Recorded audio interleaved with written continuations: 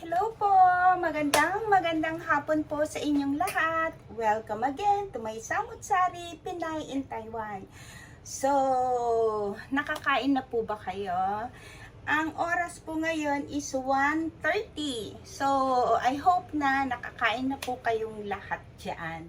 So, ang aking content for today is magluluto po ako ng kalderetang manok. Opo. Okay. So, lalagyan ko ng konting anghang kasi po wala namang bata dito sa amin sa bahay. So, maraming salamat po sa mga nakapanood before ng aking mga content. So, ito po, ipakikilala ko na po ang aking mga ingredients. So, meron po tayong manok, patatas, carrots, onion, at saka bawang. Tapos lagyan po natin ng gata at tomato sauce. Ito po, magsimula na po tayong magluto.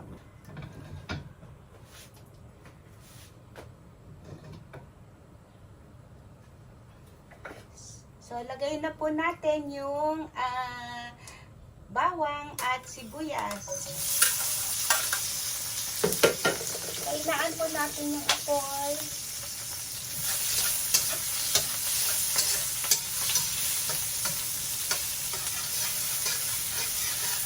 Papulahin lang po natin ng kaunti.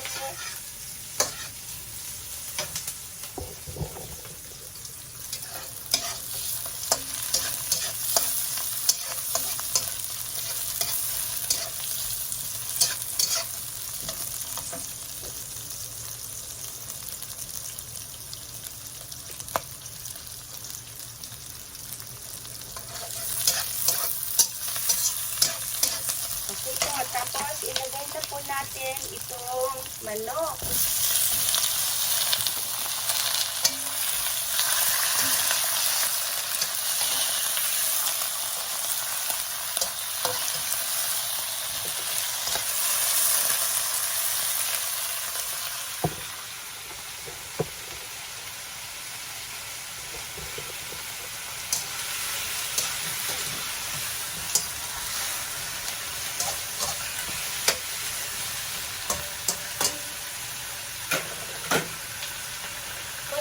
Natin siyang timplahan ng kanyang mga seasoning. Meron po akong chicken powder,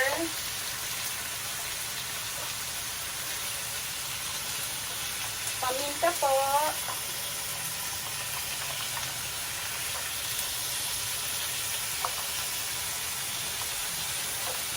dagdagan mo natin yung chicken powder, at saka pang balanse, sugar po.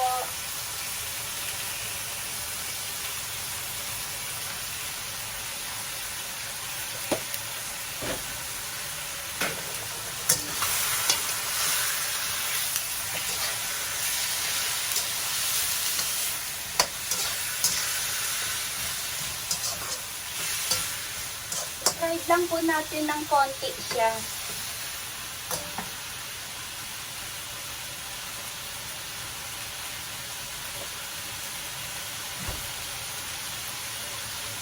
Maglagay na po tayo ng sili. Itong sili po, wala pong halo. Bali, sili po siya na dinuro ko na kagad sa blend, nag-grind ko na po siya.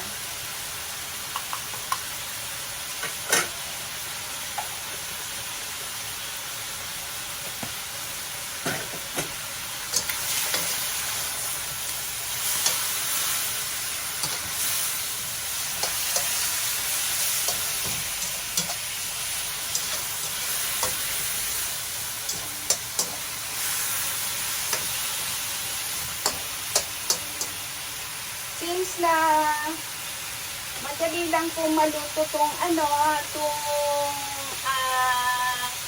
manok natin, unahin na po muna natin siya. Konting fried lang po, and then sabay na po natin yung carrots at saka yung patatas.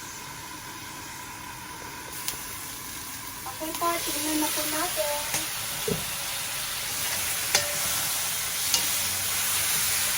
Sorry po.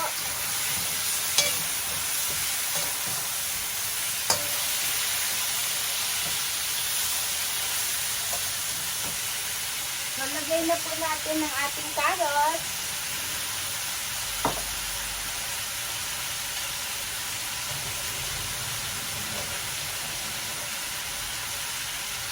Ang ating patatas.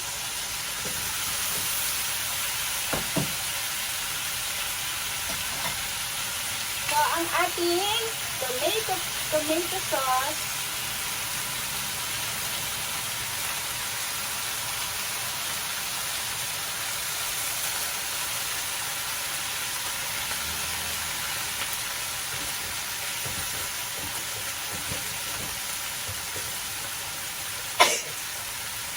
Yung gata po natin, Coco Mama. Kaya lang nabuo po siya eh. Nabuo siya. Lagyan ko na lang po siya ng gatas later on.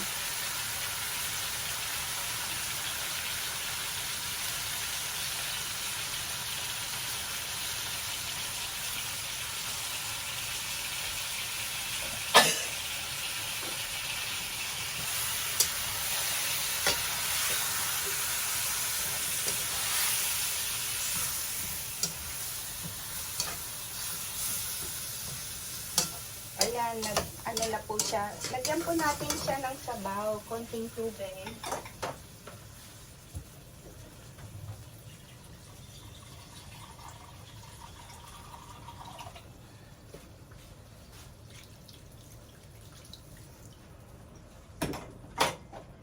Oyster sauce.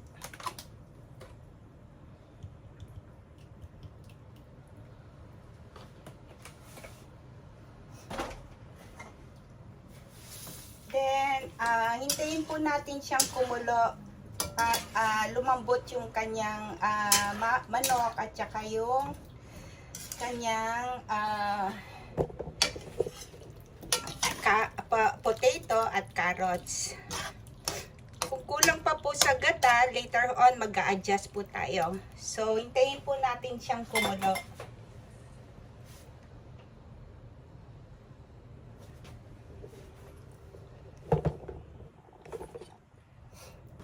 Ayan po, nakulo na siya. Tingnan po natin. Pero I'm sure hindi pa siya hindi pa siya malambot.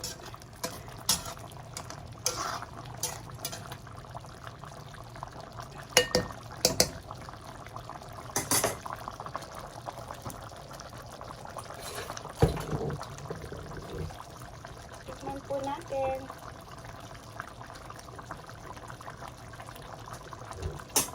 Kulang po siya sa tamis. Okay, mag-add po tayo ng kanyang pampatamis.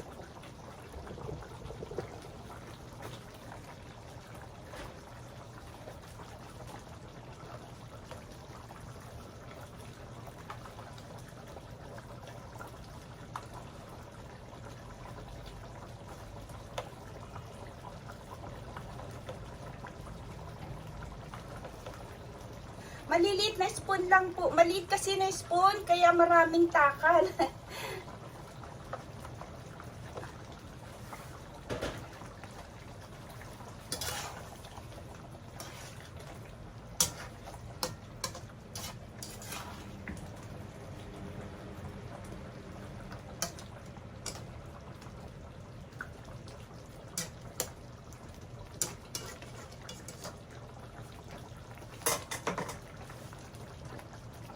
So, mag-low fire na po tayo para hindi agad-agad yung kanyang kulo. Or else, masusunog po yun sa ilalim niya. Hintayin po natin siya. Ito na po. Okay na po siya. Napalapot ko na po siya. Actually, hindi na po ako naglagay ng pangpalapot. Kasi tama na yung nilagay kong kanina na Coco Mama. So, malambot na rin po yung laman niya. Try po natin. Wait lang.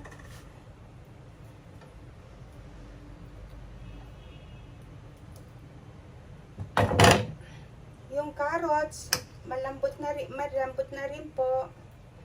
Okay na po siya, for plating na po siya.